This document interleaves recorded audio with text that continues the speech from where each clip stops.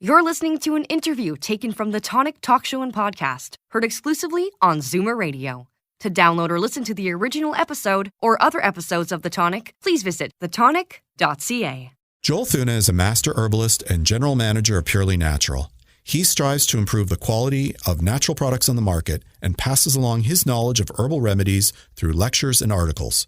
Joel's a regular contributor to Tonic Magazine and one of our favorite guests on the show. Welcome back, sir. How are you? I am doing wonderful, and thank you as always for having me. I'm having some fun. So today we're going to talk about something that is not COVID related. I'm motioning here. I've had it up to my nose, maybe my eyebrows with COVID talk. So let's talk health and wellness that isn't COVID. Let's talk about digestion. Definitely. A lot of people think that digestion is their tummy, but that's not true, right? It's a lot more complicated than that. It is. Most people think it's their stomach. When you say digestion, they think stomach. The problem is that if you just think that, you're missing the good part of it. Your digestive system is actually a complex and interconnected and interdependent system of many parts. It stretches all the way from your mouth down to your anus. It's essentially a very long tube with many twists and turns and dipsy doodles along the way. Right. What it comprises is your mouth, your throat, also known as the esophagus, your stomach, your intestines, your liver, your pancreas, your gallbladder, your colon, and your rectum. Now, each component has a dedicated or a couple dedicated functions that work to make the entire system work properly. Most of us are fortunate enough to have no digestive illnesses or structural issues. Despite this, believe it or not, at any given time, over 40% of us complain of having at least one ongoing digestive complaint. Yeah, of varying degrees, right? I mean, it could be as little as I'm got too much gas, or it could be as awful as, Crohn's-like pains in the intestines because you're eating something, that your body just can't process properly. Yep. Definitely, it runs a gamut. So let's get to some of those complications. What do you think the source of those complications are? Well, like any machine, anyone who owns a car, anyone who owns something complicated, when you don't treat it right or with respect, you find out in a hurry that it's going to force you to do something to fix that. And your digestive system is no different. If you don't respect it and you overload it more than you should, because everyone overloads it occasionally, it's more than happy to let you know that you've been out of line and you need to do a rethink. The big concern is, as you said, digestive complaints go on the gamut from just mildly annoying for this minute all the way to debilitating. The problem is, if you don't address concerns, they can easily and quickly transition from mildly annoying to outright debilitating. The vast majority of digestive complaints relate to our lifestyle choices. What do you mean by that? They're caused because of the foods you eat, the level of activity that you undergo, and your level of stress. What I mean by that, for example, is all of us make some silly food choices. Right. All of us do. If you make more silly than good, your digestive system's going to tell you. Right. When it comes to activity level, if you're overwhelmingly sedentary, as many people have become during COVID, stuck at home, your digestive system doesn't like that. It likes us to keep moving, keep the blood circulating, keep us with liquids in and going out. It likes that movement. And the less you move, the less happy your digestive system is. Right. So to summarize, it's food intake, which includes proper amounts of liquid. Definitely. It is activity levels, Yep. right? And, it's not like I work out 5 times a week, but it isn't just getting that kind of exercise. It's actually not remaining in front of your computer or in front of the TV for hours on end, because I can work out really hard for an hour and a half and it's not necessarily going to offset, 7 hours of sitting on my duff for the rest of the day. Then there's stress relief, which ties in with sleep. And so we find that it's all sort of interconnected, which is really the theme of Tonic, as you know, right? Definitely. And the big thing people have to remember is that you can take the things we're going to talk about today and you can try all these little changes. And for most people, it'll help and you'll see results relatively quickly. But with digestion, you have to be careful that if you try to do something about it and you get nowhere, you really do need to talk to a proper healthcare professional, because the digestive concern could actually be just a sign of something more serious. Right. That was actually going to be my next point. Sometimes this indicia means that there's something bigger going on in your body. Correct. Because your digestion is involved in so many other things and your body is so dependent on digestion, if there is a problem somewhere else, it will affect digestion in some way. And I would add one other caveat, and that's this. The digestion you have, whether you're healthy or unhealthy, is going to change as you get older. Definitely. The things that you can eat when you're in your 20s are not what you can eat in your 40s, 50s, 60s, etc. The level of activity, the level of spice, your ability to process dairy, for example, or gluten, that may change over time, and that's real. Definitely, but at the same time, I completely agree with you, but at the same time, it doesn't mean that if there's a change you're not happy with, that you have to accept it. Oh, of course not. You still have to say, okay, I don't like this.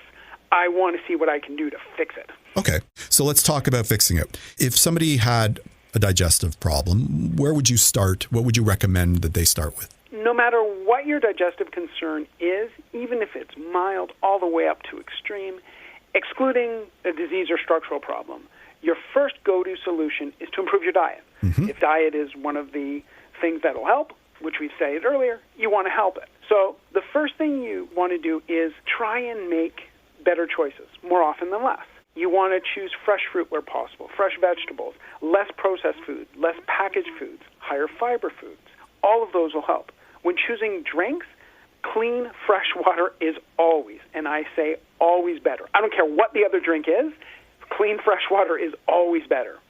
Increasing your physical activity level will improve overall health as well as your digestive health. And I don't mean that someone should go from being sedentary to exercising like you do. Well, the biggest jump for your health, the difference between doing nothing and doing something is more effective than doing something and then doing a lot. Agreed. So, the nice thing is if you're doing nothing, you can really help yourself by doing something. Okay. Yep. And we don't really need to, there are other shows where we've discussed, what those somethings are. Getting back to the food for a second, I would say, eating whole foods is important. Definitely. Whole grains.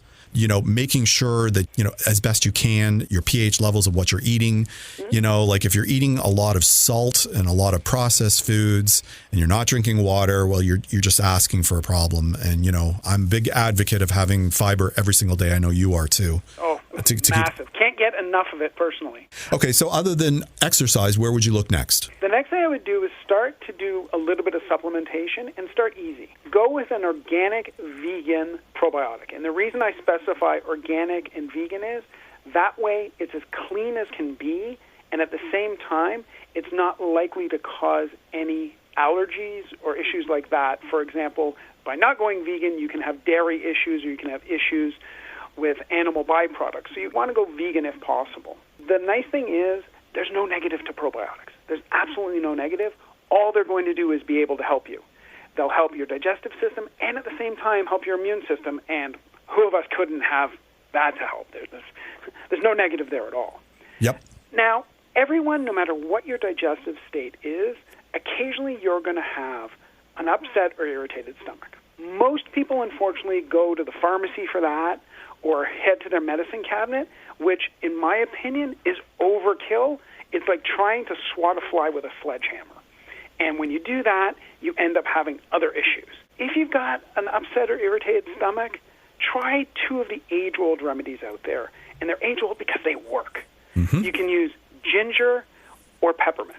Ginger tea, with or without honey, or semi-flat ginger ale, which was my grandmother's favorite, work quickly to calm upset stomach, even caused by motion sickness. Another fun one is peppermint oil. You can use the oil itself in drops, or use dried oil in capsules, or just peppermint tea. They've been used for centuries to soothe the muscles of the digestive tract itself and calm upset stomach. And I'm saying from my experience, 95% of the time, those two work by themselves. Nice, easy. If you're someone like me who actually enjoys the taste of the two combined, combine them. Yep. Make yourself a nice ginger peppermint tea. I personally prefer fresh ginger tea myself as opposed to the dried bag stuff, but that's me. Okay. Let's talk about some of the more specific problems that people have. And, Sure. I find Naomi's been baking a lot of bread, and I find that is a trigger for me. I end up bloating. Even if she's using whole grains, that triggers bloating in me. What is bloating and how do we deal with it? Well, bloating is actually a really interesting one. I enjoyed learning about this. Bloating technically is when your belly feels full and tight during or immediately following eating. It's often due to gas or digestive system muscle issues. Approximately 1/3 of all people are bloated regularly. Mm-hmm. Bloating involves excessive amounts of solids, liquids, or gases within the system itself that can't get out. It causes discomfort in most people, but in a fair number, it also causes pain, and that's where it gets a little nasty. Mm-hmm. Often, though, bloating can be resolved really easily, just by changing your eating habits. What you do is first figure out the culprits and stop them. Number one, stay away from anything that contains gas. That's your soda, your kombucha, champagne for some people, anything that contains gas. Another big one, and this one I learned doing the research for this, is drinking with straws. Apparently, it is almost impossible to drink through a straw without swallowing gas. You mean taking in air, you mean? Yeah? Yep. No matter what you're drinking, you will get air in, and swallowing the air causes gas, causes bloating. On top of that, you want to avoid artificial ingredients wherever possible, especially artificial sweeteners and sugar alcohols. The reason is many artificial ingredients are inherently hard to digest, and in the process of trying to digest them, your digestive system causes gas to be created. Okay. Another fun way around it is just chew your food more. Okay. I Simple remember enough. those lovely PSA announcements when we Yeah. were kids about that. Do you remember? Chew, chew, chew, chew. Chew your food more, and by doing that, you end up taking in less air. On top of that, reduce the amount you eat at each sitting. For some reason, some people find when they eat more volume, it just overwhelms their digestive system, and it just basically gives up partway through and goes, ah. Okay. So you feel bloated. Now, if all of those don't work as strategies and you're still finding the problem, then more than likely it's that you have an allergy or an intolerance. So what you want to do is you want to start doing an elimination diet where you start with the big potential culprits. For example, dairy, soy, gluten, eggs, and items containing fructose. Eliminate them from your diet until the bloating is gone. Once the bloating is gone, slowly introduce them, but keep a record of what happens. And once you're introducing, if all of a sudden you introduce item A and it starts bloating again, you know that's probably an intolerance of yours. So try keeping that out of your diet, and then you should be okay. Cool. Let's move on to constipation. Yep. Constipation is insane. Americans spend $750 million annually on laxatives. Wow. And I couldn't find the exact number for Canada, but it's estimated that per capita, we're actually a little bit higher. It is insane the amount of people that accept being clogged as acceptable. I couldn't think of a better word. Yeah. And normal. And so they're just saying, okay, I'm that way. I'm just going to take a laxative and move on. It's normal is defined actually as having anywhere between 3 bowel movements per day to 3 per week. Okay. If you're in that range, you're normal. And that range will vary based on your diet, and also it'll vary based on your stress level. Mm-hmm. Both of those have effect on that. If you want some help loosening stool to avoid constipation, try increasing your water intake. It's interesting, most people think, okay, if I'm not peeing, I need to take in more water, but they don't think that, okay, if I'm not pooping, I also need to take in more water.